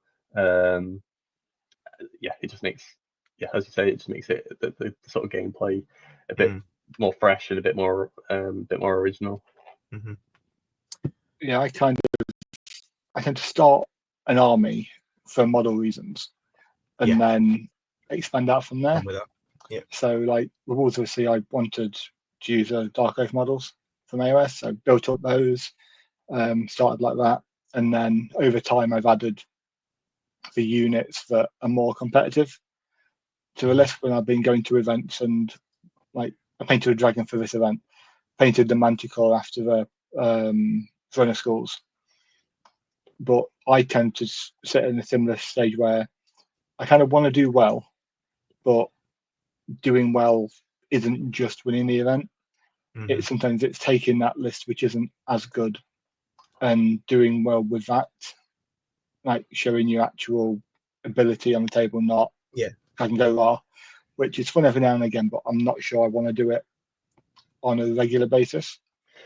So like we've been discussing lists ready for this team event, and like I'm fairly sure if I want to take the dragon list, I've got the 1751 I'm happy with written out, but at the same time I might end up taking a couple of inventory blocks and a couple of characters in each of them rather than that. So it's like a decision to make at some point which way we want to go as a group. I think the way the pairings are done as well, I think it's going to be quite hard because like you say, you all had your roles in your last event, didn't you, in terms of the team event. With this one, I think, and this is actually your fault, Liam, because it's your idea. So I think I genuinely I think for me for this, I know, like you're just saying, you've got the dragon list, you've probably got 2 or 3 other lists. I don't know which one I would take, because I don't. Do you end up coming up against something that's just tailored to destroy dragons, or you know, you take the infantry and then it's just like a billion or dragons that just come and eat your infantry, that kind of thing, isn't it? It's very rock paper scissors. At that Yeah, point. I think because of the way you're running it, I think it will mean you don't see those SKU lists which are tailored to certain armies because you can't choose to fight those armies. So I think everything's just going to be strong and as solid as it comes. Yeah, unless you're playing to like some kind of composition or instruction from the TO, like the safe bet is to take a hard list because chances are everyone's going to be doing similar, and at least then you're having a similar game with power level. Like if I wanted to play you, Dan, we'd send a message and say, "Well, this is the list I'm taking," and like you'd write one which is a similar power level. Yeah, and whereas you you play can't with do that half in the amount of points, right, Liam, to give Dan a chance. Yeah, something like that. I just tail my list and just anti Liam list. Yeah, I mean the only restrictions I've got on it is the magic items, isn't it? So you can't duplicate magic items. So that'll be interesting how that plays and within the teams, how that works within the lists. Obviously, you can't have. Sorry, go on. We had that at Rob's event at the weekend. Okay, nice. And did it work out all right? Or... Yes, I didn't notice it at any stage or point in the event. I think Chaos are lucky in that obviously they've got the built-in ward saves, so you know your ward save items aren't in that as a hot demand because most teams tended to have a Chaos army. A lot had dwarf armies, a lot had vampire armies, and they tend to take very army book specific items. So I don't think it had that huge an impact apart from maybe on some of the your orcs and goblins and stuff, which might want your talisman preservations, and your high elves, which might want them. There is an orcs and goblins team going, so I'd be interested to see how they fare with that. Actually, thinking about it, although I do know one's running troll horde. Sorry, troll horde. Okay, so the troll horde chances are extremely common, aren't they? So you're allowed to duplicate them. Oh, fair. There you go then. So they're not that worried. Fine. It's all the other stuff, though, isn't it? Like But again, they take a lot of army book. Oh, I guess they can't duplicate army specific across the armies, but like I think they've got such a broad spectrum of items. You take one army which has all the pluses to cast type items. You take one which is the minuses to cast items, because they can be quite magic heavy. So and they're backed up by fanatics, so they don't really care. So I've got another question for you both. What do you prefer to play? What do you prefer to write lists for? Do you prefer to write lists narrative sense in terms of a theme or a narrative game you're going to play, or do you prefer to write competitive lists? I'll let you take this one first. Okay, so I'm going to do a cop out here. I knew you would. I knew you would. I play both styles, and being able to switch between them, I quite enjoy. Knowing that I can play a lower tempo game and write a list where I am taking a level 1 wizard or a couple of level 1 wizards because the powerful wizard at a level 3 is teaching the students kind of thing. And then I like having the challenge of making that fit within the models I've got and the theme and how I want it to look. But then at the same time, I do like trying to squeeze every little last bit out. Like I was planning for this 1750 the other day. I spent an hour trying to work out how to drop my points and my core to the minimum I could. And literally I'm messaging Jack at like 10:15 and sending this like, it's got 4 too many points somewhere. I can't quite figure it out. And like an hour later, send him another. So I got it. I figured it out. I was waking up in the morning and like, are you okay, Leo? I'm talking to myself. Liam. Yeah. No, I mean, me personally, I think it's one of those. It's one of the one things I love about this game is the list building because there's so many options. Like, it's not quite. Well, it isn't. It's not 40k or AOS where it's data sheet. Cool. Do you know what I mean? That's it. Like the AOS ones are, you just put war scrolls in. Whereas obviously, because you can tailor your list to whatever you're playing, in terms of competitive or narrative. Like, I think a lot of the magic weapons, for instance, the like the army specific ones, you never ever see because you just take the ogre blade. Yeah. So, but when you play narrative, they're cool to put in there, right? Yeah, and I think that's one of the aspects where if we do get to a point where infantry are somehow better in the game, then I love the idea of having a block of 20, 25 dudes led by a captain who's got his family heirloom, which is a certain magic item. Yeah. And you can have like 2 or 3 of those in an army. Mhm. And for playing narratively, and when your opponent's doing the same thing, that style is absolutely brilliant. And I know that in my head, a dragon would just eat that anyway. And in the game, a dragon does just eat that anyway. Just the end. But when both players take the foot off the gas and you have a set level to play against, Yeah. actually, they're my favourite games. When you have a close game that looks like the image we have in our head of a normal Warhammer game, even though that game isn't what we normally see on the table. Yeah. Jack, yourself? Yeah, I was chatting with a little bit earlier on about this sort of narrative campaign that sort of me and my friends are starting towards the end of the month with these halflings that I've mentioned in the painting section, and so it's something we did a couple of years ago where it's sort of like a slow grow league. We had sort of had a named character who picked up new skills along I think we had like 10 missions that are sort of games master had sort of writ out, and then depending on choices you made, you sort of leveled up different ways, or something bad could happen, that sort of stuff. So it just added that sort of like storytelling bit to the gameplay, which is quite nice sometimes. Sometimes it's nice to go to a weekend, just smash 5 games out, and that's you shut off after that, and that's that army closing off. But yeah, I think the narrative. Are you one of those that when you come back from events, the last thing you do, or the first thing you do when you finish the event, start writing lists again?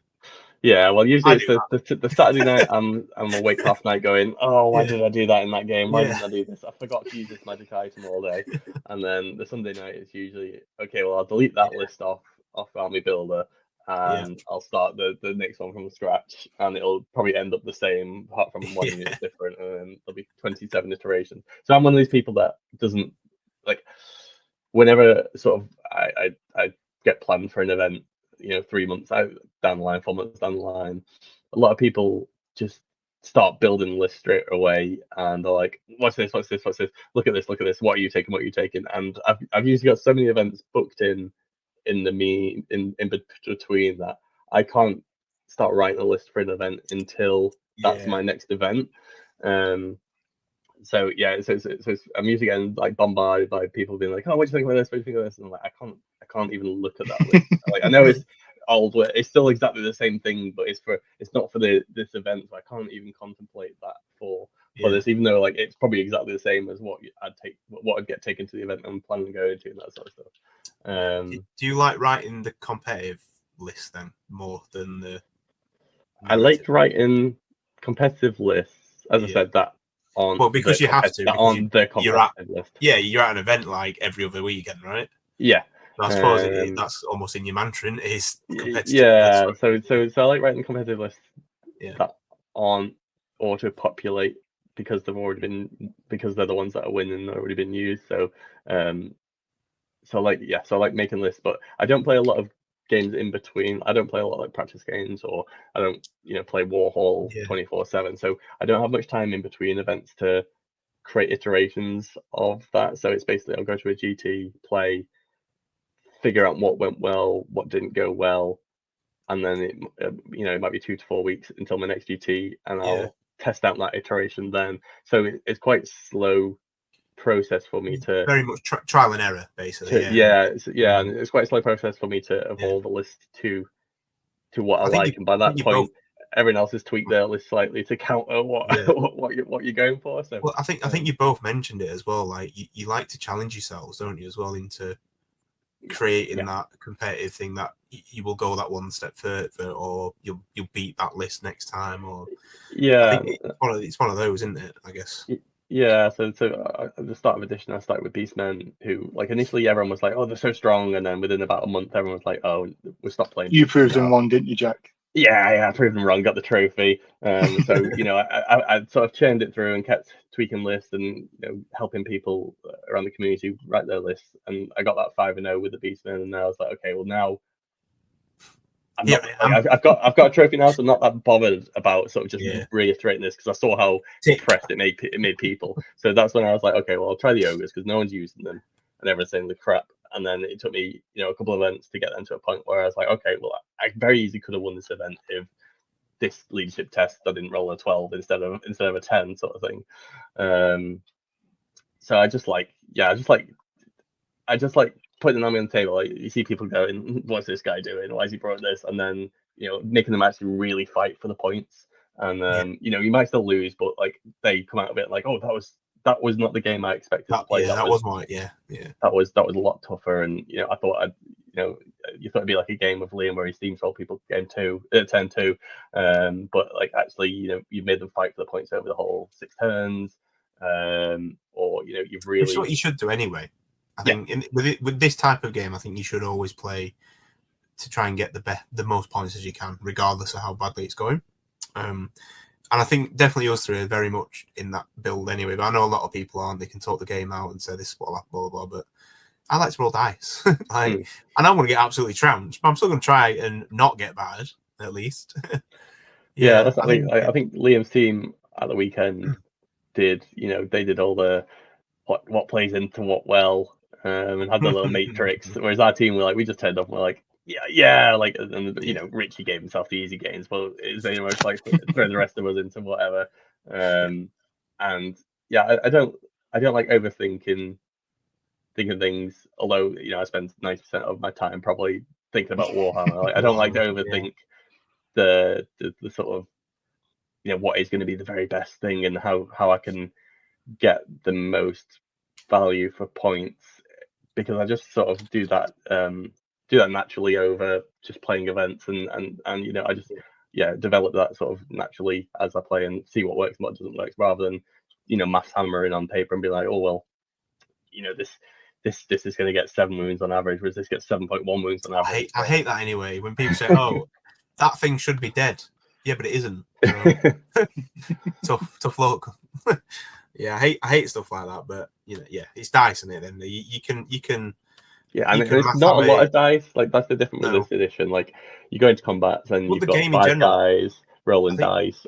Yeah. As opposed to 8th edition, you'd go in with your block of witch elf, and you'd have 80 attacks. Whereas, so it's very easy to just swing one way or the other. You can go in with Chaos Dragon, can roll one. I love this game for that reason. The fact that nothing's guaranteed, because a lot of unless you've got obviously your power units, pretty much everything within the game in terms of like your basic infantry and everything like that, it's usually 50-50, isn't it?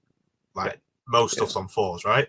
Yeah, it's 4s like the most, like the highest amount of rolls that will be made in the game is 4s to hit, isn't it, or 4s to wound? So the game, that's why I like it, because there's nothing that's a dead cert.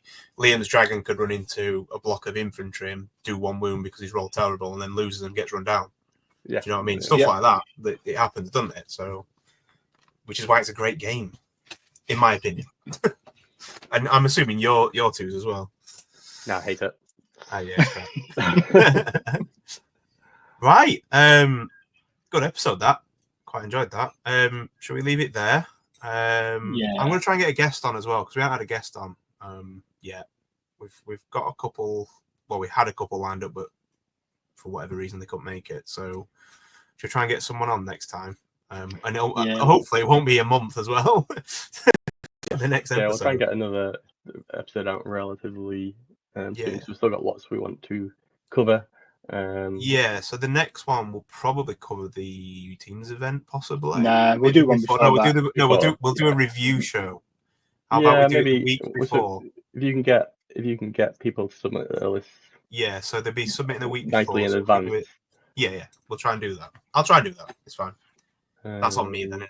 Yeah, if not, we've got plenty of other things to discuss. We'll try and get some celebrity, YouTube celebrity on to. I'm sure we know enough people around the hobby, don't we, to get somebody on, so we can have a chat and grill them about what they like and stuff. So, right, guys, great episode. thank you all for watching. Thanks for listening. All the usual stuff: like, subscribe, share the pod, pass the pod. Yeah, Dan will have our Facebook page up and running soon. Yes, I will get on with creating that as well. Yes, Go look at the Wandering Warlocks events. That's me. Yeah. Thanks, Jack. Yeah. What else? What else do I do? What else can we plug? Liam, have you got off to shout out? No, not at the moment. Right, but yeah, there's loads of events out there everywhere, so get down. It's great. It's great for the hobby and great for the game. So yeah, I think we worked out this weekend. There was over 150 people playing just in the Midlands at events. Yeah, that is mental, isn't it? Between Birmingham, Robs, and One More World. Yeah, that's a ridiculous amount of players. Do you know what is more ridiculous? Why there hasn't been like a super major? I know you've got potentially one coming, but there's not like anything big yet, is there? Yeah, I'm surprised Warhammer World haven't up to their numbers yet, because I know the Friends Goals one did a lot of dropouts really late and stuff, which was really sucky. But frustrating. I mean, they're selling 80 tickets, aren't they, for each event? It's just people aren't turning up. Yeah, selling 80 tickets and then 50 people turn. It was like GDB, like, yeah, keep doing that because it's free money. Yeah, but yeah, that'd be nice to see. Yeah, I'd 100er if we. It's something I'd like to do. I just don't have the facilities. I think that's the problem, isn't it? Like, how many places are there that can fit that many people in, have that many tables? I've got the exactly. I've probably got the venue and the tables. I just don't have the terrain to cover. Yeah, make it just a bring your own terrain event. Yeah, bring your. Well, I have done that before actually. Anyway, so it works quite well. But yeah, I'll get there. We'll get there. We'll all get bring there. Your own terrain. You can set it up on the board. 2D terrain's easy then, isn't it? Yeah. Oh no. I really like having 2D terrain underneath my 3D terrain, but that's it. I would honestly quit the hobby if I put a 2D event terrain on. I think I'd probably be chased out of Sheffield as well, if I'm being honest. Right, we'll leave it there. We'll save that for another day. Absolutely. Right. See you later. See you all. We'll see everyone soon. Over and out.